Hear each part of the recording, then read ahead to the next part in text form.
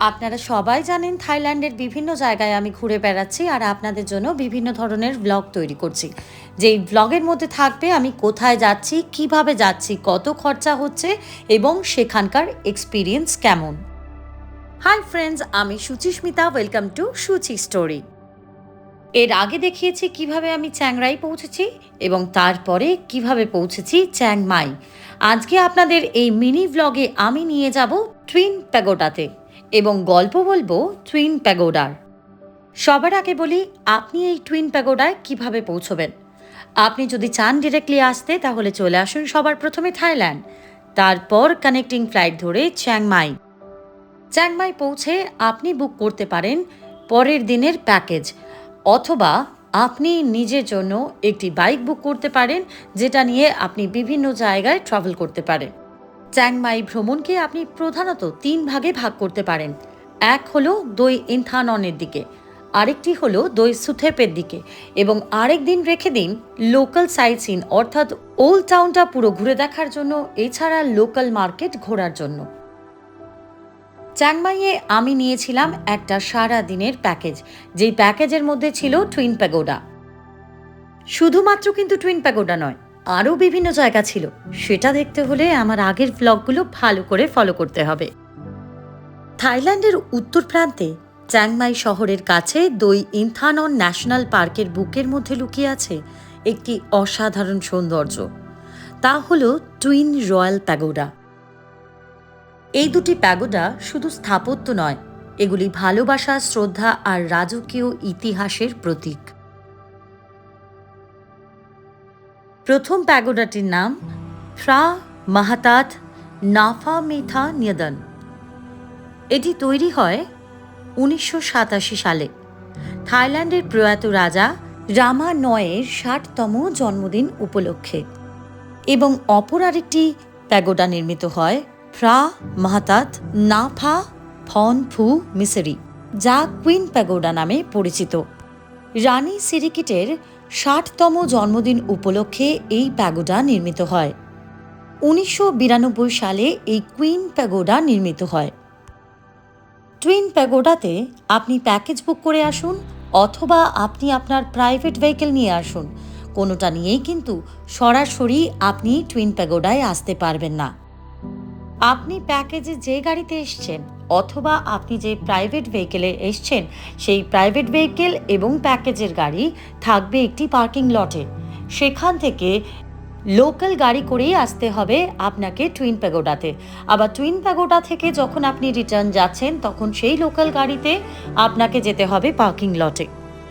আকাশ পরিষ্কার থাকাটা ভীষণভাবে চ্যালেঞ্জিং, যেহেতু পাহাড়ের এত উচ্চতায় অবস্থিত এই টুইন প্যাগোডা, সেই কারণে মেঘে ঢাকা থাকে এই প্যাগোডাগুলি। কিন্তু কখনো কখনো সূর্যের ঝলক পড়লেই সমস্ত প্যাগোডা আপনার চোখের সামনে পরিষ্কার করে ধরা দেবে। এই প্যাগোডা খোলার সময় সাধারণত সকাল 6টা এবং বন্ধ হওয়ার সময় বিকেল 5টা। যারা একা একা ভ্রমণ করতে চাইছেন, কোনো প্যাকেজ নিচ্ছেন না, তাদের জন্য বলে রাখি, দই ইনথানন ন্যাশনাল পার্কের যে টিকিট আপনি কাটবেন, সেই টিকিটের মধ্যেই কিন্তু এই টুইন প্যাগোডার এন্ট্রি ফি ইনক্লুড করা থাকবে। আর যারা একা একা আসছেন না, কোনো প্যাকেজ নিয়ে আসছেন, তাদের প্যাকেজের মধ্যে কিন্তু টুইন প্যাগোডার এন্ট্রি ফি অন্তর্ভুক্ত থাকে। দুটি প্যাগোডাতে উঠতে গেলেই বেশ কিছুটা সিঁড়ি আপনাকে অতিক্রম করতে হবে। তবে হ্যাঁ, যাদের একটু পায়ে অসুবিধে আছে তাদের জন্যও কিন্তু ব্যবস্থা রয়েছে। এখানে রয়েছে দুটি প্যাগোডাতে ওঠার জন্য এবং নামার জন্য এসকেলেটরের ব্যবস্থা। যাদের পায়ে অসুবিধে রয়েছে তারা যদি মনে করেন, এসকেলেটরে উঠতেই পারেন।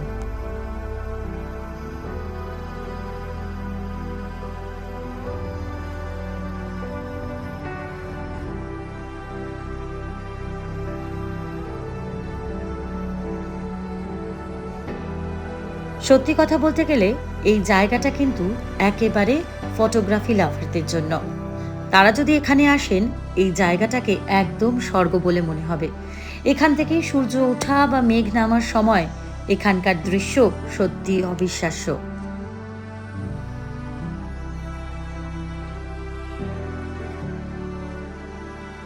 দুটি প্যাগোডার পাশেই রয়েছে দুটি বাগান, কিন্তু দুটো বাগানের সৌন্দর্য দুরকম। রামানয় প্রকৃতি এবং পরিবেশ সংরক্ষণে ভীষণভাবে আগ্রহী ছিলেন, তাই কিং প্যাগোডার পাশেই রয়েছে খুব সুন্দর একটি বাগান। তাঁর প্রতি শ্রদ্ধা জানাতে তার প্যাগোডার চারপাশে এত সুন্দর একটি বাগান নির্মাণ করার পরিকল্পনা করা হয়। আগেই পাহাড়ি এলাকায় বন উজাড় এবং চাষাবাদের প্রচুর পরিমাণে ক্ষয়ক্ষতি হচ্ছিল। এই বাগান নির্মাণের মাধ্যমে মাটির ক্ষয় রোধ করা, পাহাড়কে সবুজ রাখা, জীববৈচিত্র্য সংরক্ষণ, এই প্রভূত লক্ষণগুলি পূরণ করা হয়েছে। এই বাগানের মধ্যে যে মূর্তিটি আপনারা লক্ষ্য করবেন তা হল রাজা রামানয়ের মূর্তি।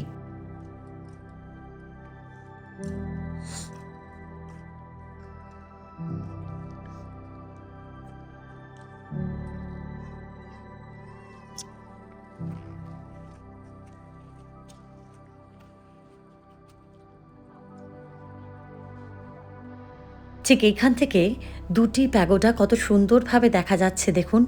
কিন্তু এই মেঘ যদি না থাকতো আরও পরিষ্কারভাবে আপনারা এই প্যাগোডাগুলো দেখতে পারতেন। আসলে পাহাড়ের উপরে তো মেঘের যাওয়া আসা সব সময় লেগেই থাকে। এই টুইন প্যাগোডা যদি আপনি সুন্দরভাবে এবং নিখুঁতভাবে ঘুরে দেখতে চান তাহলে কিন্তু আপনার হাতে মিনিমাম 2 ঘন্টার মতো সময় রাখতেই হবে। তবে যদি আপনি প্যাকেজে আসেন হয়তো 2 ঘন্টা আপনি হাতে সময় পাবেন না, কারণ তারা সময় বেঁধে দেয় প্রায় 1 ঘন্টার কাছাকাছি। তাই একটু ছোটাছুটি করেই পুরো প্যাগোডাগুলো আপনাদের ঘুরে দেখতে হবে। বাগানের ফুলগুলো এতটাই সুন্দর এবং এতটাই ইউনিক, আমি এই ফুলগুলো আগে কখনো দেখিনি। এখানেই কিন্তু অনেকটা সময় আমার নষ্ট হয়ে গেছে। নষ্ট কথাটা বলা ভুল হবে, আমার এত ভালো লাগছিল কোন ফুলটা ছেড়ে কোন ফুল আপনাদের দেখাবো সেটাই ভেবে পাচ্ছিলাম না। এই প্যাগোডাগুলোর প্রতিটি কোণায় যেন সৌন্দর্য লুকিয়ে আছে। এই হলো কিং প্যাগোডা। এইবার আমি চলে যাচ্ছি কুইন প্যাগোডার দিকে। একদম মুখোমুখি রয়েছে দুটো সিঁড়ি।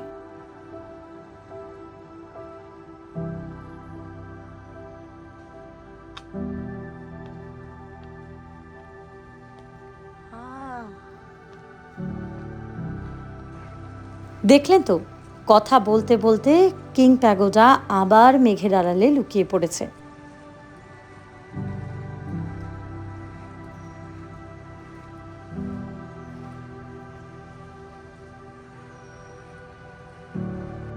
প্যাগোডা দুটির ভেতরে গৌতম বুদ্ধের জীবনের নানা কাহিনী, নানা তথ্য, নানা গল্প খোদাই করা রয়েছে।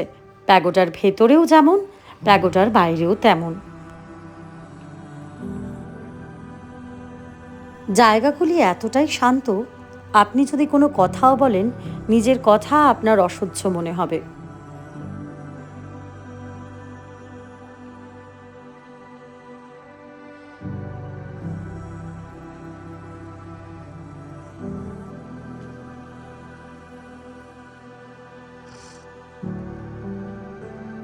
বলেছিলাম না, দুটো বাগান একেবারে দুরকম।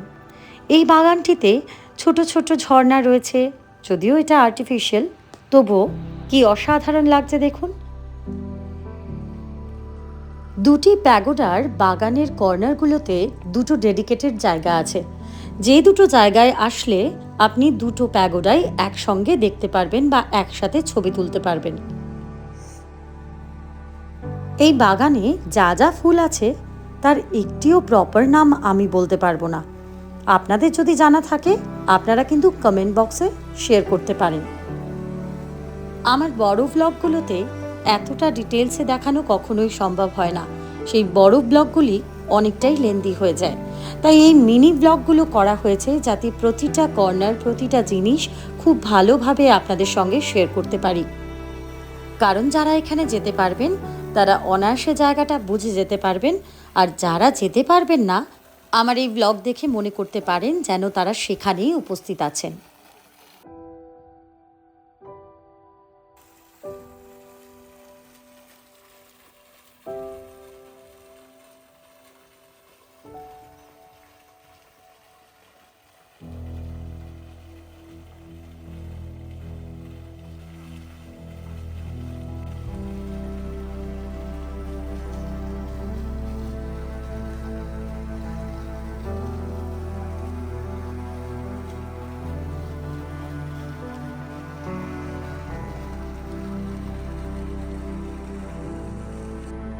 হাতে আর সময় নেই, আমার টাইমিংয়ে পৌঁছে যেতে হবে মিটিং পয়েন্টে।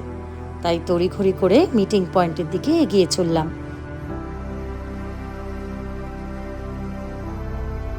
আপনি যদি চিয়াংমাই আসেন তবে অবশ্যই আপনার ভ্রমণ লিস্টে যেন টুইন প্যাগোডা থাকে। আপনি যদি এখানে না আসেন, সত্যি একটা দুর্দান্ত জিনিস মিস করে যাবেন। আমার এই মিনি ব্লগ যদি আপনাদের ভালো লেগে থাকে তাহলে লাইক, শেয়ার আর সাবস্ক্রাইব করতে একদম ভুলবেন না। আপনাদের সঙ্গে দেখা হবে পরবর্তী আরেকটি ব্লগে। ততক্ষণ পর্যন্ত সবাই ভালো থাকুন, সুস্থ থাকুন আর সঙ্গে থাকুন সুচি স্টোরি। Thank you.